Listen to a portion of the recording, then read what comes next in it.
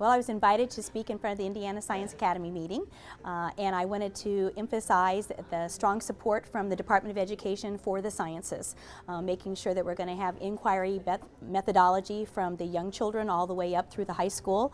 I want to be sure that students feel prepared for careers that have to do with science and mathematics, and so I want to just emphasize my support for that. After a great conference with the Indiana Academy of Science, we are inspired to keep the momentum going and see just what young scientists are up to. In order to get people interested in the sciences, you really have to start at an early age. We visited the Hoosier Science and Engineering Fair,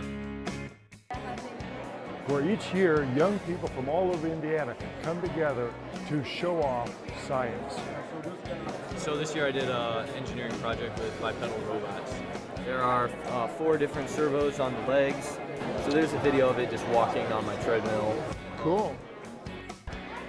What's your project about? I wanted to make drywall strong but lighter than it is now so that it's easier for hauling, maneuvering, and installing. Last summer I saw my next door neighbors and they were remodeling their basement, and there was this huge heavy drywall and it looked so strenuous for them to carry. So I started to wonder really what drywall was made of. I did research first of all and found it's like 2 pieces of paper with an inner core of gypsum.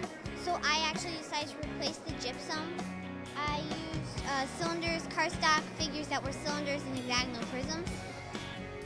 Hexagonal prisms are used in basalt rock formations, bees, honeycombs, and in turtle scutes, and 3 places where they're actually very strong. I really like math a lot, so I kind of want to go in a math or science career because they're my 2 favorite subjects. I really like problem solving. My project is called Puncture Proof. At what height will a weight puncture certain fabrics? It's just dropping a pointed weight called a pump up down a tube from a higher and higher point until it punctured fabrics. Well, I found out that the fabric with the largest thread count was the strongest, and that was this one. And it was surprising because the fabrics with the thickness and the weight of the fabric didn't account for what made the fabric stronger. My project is about what material would absorb the most oil off the surface of salt water.